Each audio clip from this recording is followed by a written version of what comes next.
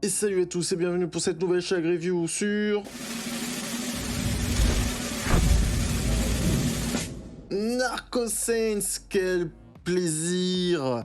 Alors, pour faire simple, Narco Saints, c'est Narcos. Donc, bon, si vous n'avez pas vu Narcos, c'est l'histoire de Pablo Escobar, hein, qui est aussi disponible sur Netflix. Hein. Narco Saints est aussi disponible sur Netflix. C'est Narcos, mais version coréenne, quoi. Hein. Alors, bien sûr, c'est un raccourci, voilà, c'est vraiment l'autoroute du raccourci, hein, de dire ça. Les deux séries n'ont pas grand-chose à avoir, mis à part que ça se passe, voilà, c'est autour de l'univers de la drogue et des malfrats et des gangsters qui trafiquent, qui font du trafic de drogue, quoi, tout simplement. Narcos se passe en Colombie, Narco Saints se passe euh, au Suriname, et on suit pas réellement un baron de la drogue, mais vous allez comprendre. En fait, le synopsis, c'est quoi? Si on suit... alors là, c'est le moment où je vais devoir vous donner des noms en coréen, et c'est le moment où ça va être la PS. Donc on suit Ah Jung-woo, donc qui est l'acteur, qui, alors j'ai vu, qui est aussi réalisateur, acteur, producteur, enfin le mec, il est touche à tout, qui joue Kang In-gu. D'accord. Donc je vous la fais très court, qui est en fait un père de famille qui voilà, enchaîne les métiers, les différents métiers pour subvenir aux besoins de sa famille, jusqu'au moment où il se dit mais putain, en fait c'est pas que j'y arrive plus, mais entre guillemets trop de charbonnage pour pas grand chose à la fin, quoi. Puis voilà, au moment où il se fait cette réflexion, en fait il y a un pote qui vient le voir et qui lui fait écoute, parce que c'est très bien mis en scène, le fait que, voilà, entre guillemets, le poisson, les Coréens mangent énormément de poissons, dont de l'arrêt, qui apparemment fait partie de la culture. Alors bon, je sais pas, bon bref.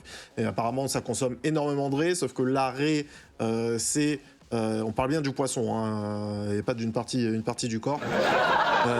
Donc l'arrêt, et non pas aussi de transport en commun, on parle pas de l'arrêt du bus, quoi. Euh, Et donc visiblement l'arrêt, qui est un peu un produit, tu vois, peut-être on pourrait dire que c'est un peu, peut-être un peu le foie gras français, j'en sais rien, mais voilà, un produit en fait qui est culturellement très implanté et qui coûte cher. Vous voyez ce que je veux dire? Et donc du coup, voilà, en fait, il lui fait, voilà, je sais qu'au Suriname, les pêcheurs du Suriname, en fait, quand ils pêchent des raies, ils les rejettent à la mer, quoi. Enfin, ils les rejettent dans l'eau. Enfin, bref, vous m'avez compris, quoi. Ils les rejettent, quoi. Et en fait, si on partait au Suriname pour récupérer pour une bouchée de pain les raies qui sont jetées au Suriname et qui ne sont pas consommées au Suriname, on pourrait peut-être les revendre donc avec une énorme marge en Corée, parce que tout le monde recherche de la raie en Corée. Vous voyez ce que je veux dire? Sauf que bien sûr, ça va pas se passer comme prévu. Et voilà, notre homme va devoir fricoter avec des gens qu'il n'aurait... Voilà, un simple business de raie va se transformer voilà, quelque chose qu'il n'a pas souhaité. Et vraiment, bon, alors bon, je vous fais le comparatif. Donc, si vous n'avez pas vu Narcos, c'est une excellente série Netflix, c'est vraiment dans le très haut du panier. Donc, n'hésitez pas, si vous voulez voir une série de gangsters sur la drogue et tout ça, enfin une série de gangsters en général, sur le fameux quand même Pablo Escobar, n'hésitez pas à aller sur Narcos, allez voir, regarder Narcos. Donc, bien sûr, cette série n'est pour moi pas au niveau de Narcos, et on est quand même sur une série de très bonne facture. On reste aussi dans la digne lignée des Squid Games et ce genre de choses. Et d'autant plus qu'il y a un acteur, donc pas le héros principal, mais un acteur de Squid Games dans Narco Saints. Donc voilà, vous avez toutes les raisons pour comment ça s'appelle, pour regarder cette série. Je vous la conseille vivement. Donc on pourrait rentrer un peu quand même dans le vif du sujet, hein. Je vous rappelle que c'est une Shag Review, donc il n'y a pas de spoil, mais toujours est-il que voilà, moi, s'il y a un peu un truc qui m'a... Il y a deux trucs qui m'ont dérangé, mais on est vraiment sur du détail. Et puis, il faut aussi se rappeler... En fait, et c'est ça que ça m'a fait réaliser, c'est que malgré, entre guillemets... Bon, voilà, j'ai pas 70 ans, quoi. Voilà. Mais malgré mon jeune âge, on va dire, avec des gros guillemets, hein, moi, j'ai commencé à consommer des séries à une époque où on nous disait que une série une série normale, c'était 20 épisodes en moyenne. Maintenant, une série Netflix, c'est 10 épisodes. Et là, quand tu arrives sur Narco Saints, on te dit que c'est une mini-série. Et donc, de 10 épisodes, on passe juste à 6 épisodes. Donc, je pense que le véritable problème de cette série, c'est ça. C'est que c'est court. Et que la série, mais bon, ce qui, entre guillemets, est un problème pour moi, sera une qualité pour les autres, la série n'a pas le temps réellement de se poser. C'est du tout droit scénaristique parce qu'il y a 6 épisodes et qu'il faut bien avancer scénaristiquement, vous voyez ce que je veux dire. Et pour moi, ça cause deux soucis. Ça cause la première chose, le fait que notre ami qui va devoir, voilà, qui est en final un petit businessman qui, je vous dis, enfin, il n'est pas réellement un businessman au moment où il sort de la Corée, mais comme je vous dis, il a plein de petits commerces, il a plein de petits trucs, et malgré le fait que ça, donc déjà, il est un peu dans le milieu de la combine, il est un peu dans le milieu, enfin, pas salarial, mais putain. Je veux dire, c'est que voilà, c'est un entrepreneur, voilà, c'est le terme, voilà, c'est un entrepreneur, quoi, bref. Et où est-ce que je voulais venir excellente question. Ah oui, non mais voilà, et c'est que le mec, c'est un entrepreneur, et il se transforme, parce que je veux pas vous en dire plus, même si c'est dans des trucs, mais il se transforme rapidement en mec. Enfin, le mec, c'est James Bond, en fait. C'est James Bond, c'est un James Bond Lidl. Je veux dire par là, un James Bond Lidl, certes, parce que bah, le mec, il a pas... Voilà, quoi, c'est pas son métier. Mais le mec a une capacité d'adaptation à des situations où sa vie est en jeu. C'est insane. J'ai presque envie d'appeler ça le syndrome Prey. Le syndrome Prey. Prey m'avait fait un peu le même truc avec cette actrice qui voilà, est face à un prédateur et très rapidement, bon oui certes il y a la petite période de c'est quoi cette créature, mais juste après elle devient une tueuse de sang-froid. Et ben c'est quasi le même syndrome là, c'est-à-dire que le mec, soit après on peut, enfin, vous voyez moi ça me dérange en tant que spectateur, mais en vrai. C'est juste que pour moi, c'est que les capacités d'adaptation de cet homme vont au-delà de la moyenne de n'importe quelle personne, quoi. Voilà, c'est peut-être sa qualité principale. Et quelque part, au final, est-ce que c'est pas extrêmement cohérent avec le fait que, comme je vous dis, le mec, avant de quitter la Corée, il a enchaîné les métiers, il était voilà, il était gérant d'un salon de karaoké, on va appeler ça, et aussi mécano. Enfin, vous voyez ce que je veux dire. Le mec a vraiment bourlingué de métier en métier pour essayer de se faire l'argent sans jamais vraiment réussir, quoi.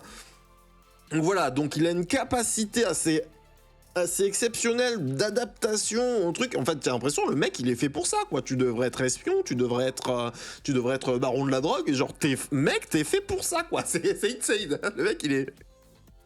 Et quand je vous dis voilà, j'ai l'impression que ce sentiment est créé par le fait que c'est 6 épisodes, quoi. La saison 1 c'est 6 épisodes. Enfin, je sais pas s'il y aura une saison 2.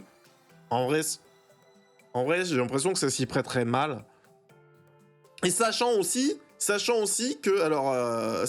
c'est une histoire adaptée de faits réels, hein. Apparemment, bon voilà, une histoire adaptée parce qu'ils disent bien que les personnages sont inspirés de faits réels, mais donc voilà, déjà quand tu mets des inspirés d'eux, ça veut dire que bon, ils sont permis quelques libertés narratives, mais bon, le mec est insane, quoi. Déjà, première chose, le mec est insane, et voilà, deuxième problème aussi qui est sans doute lié au fait que ça se joue voilà, sur 6 épisodes, c'est que t'arrives au Suriname, et moi je connais pas le Suriname, hein, enfin vous voyez ce que je veux dire, je connais pas non plus l'Amérique latine, hein, je connais pas non plus de manière globale le continent des Amériques, que ce soit du sud ou du nord.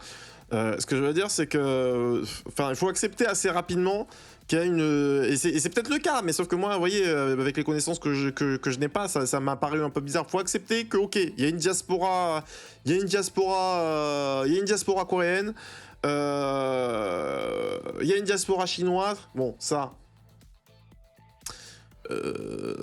Voilà, je dis ça sans aucun jugement, mais les Chinois sont partout, quoi. Je veux dire, c'est la capacité, si on veut dire, on peut donner une capacité au peuple chinois, c'est que voilà, genre des commerces chinois, il y en a dans tous les pays, vous voyez ce que je veux dire, genre c'est un peuple qui sait, entre guillemets, c'est bizarre de dire ça comme ça, très bien s'exporter. Donc ça, entre guillemets, tu peux l'entendre, mais comme voilà, j'ai encore moins de connaissances sur le peuple coréen, vous voyez, ça me fait un peu bizarre de voir des Coréens au Suriname, mais passer cet aspect-là, la série est de très bonne facture, quoi, vraiment.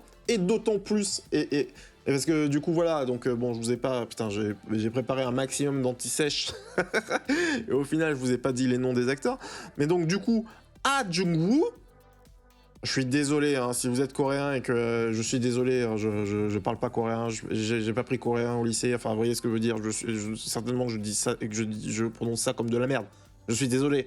En tout cas, Ah Jung-woo, je suis désolé, qui est donc l'acteur principal, est en fait, et ça va me permettre de parler de ça, et je suis trop content, et c'est pour ça que je fais des schlag reviews ou des spoiler zones, et aussi pour vous parler d'autres trucs.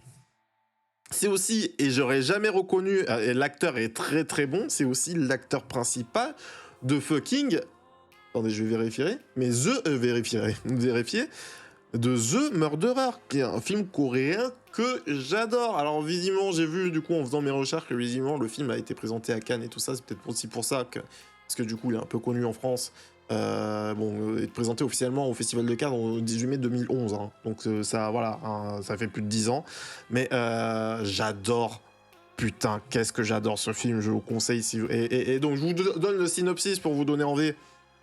Putain, mais c'est compliqué le français. Pour vous donner envie de le voir. Le synopsis Wikipédia. Hein. Dans la province chinoise de Yanbian, Gunnam, oh putain, je suis désolé. Jo Seon-yok, je sais pas comment on se prononce Jok, coréen de Chine, travaille comme chauffeur de taxi. Endetté jusqu'au cou et sans nouvelles de sa femme, parti chercher du travail en Corée du Sud depuis des mois. Il se voit contraint d'accepter ce que lui propose Myun, un dangereux mafieux local, se rendre à Séoul pour assassiner un homme en échange d'une forte somme d'argent. Putain, je n'arrive plus à lire. Gunnam voit aussi en ce contrat la possibilité de partir à la recherche de son épouse, mais absolument rien ne se passera comme prévu.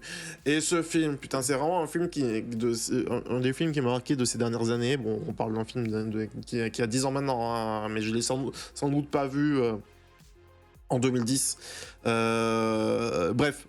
Très très très bon film avec ce très très bon acteur. Alors je vais pas vous mentir que à l'époque où j'ai vu The Murderer, je n'ai pas été marqué par les performances d'acteur de l'acteur. Parce que voilà, j'étais plus marqué par le scénario, l'ambiance et la réalisation du film, parce qu'il y a une scène que je ne vais pas vous spoiler, mais que je trouve excellente, bref. Et voilà, je vous conseille Narcos Saints, c'est très très bon, n'hésitez pas à regarder The Murderer, n'hésitez pas à regarder Narcos aussi, qui est aussi disponible sur Netflix, si vous ne l'avez pas vu.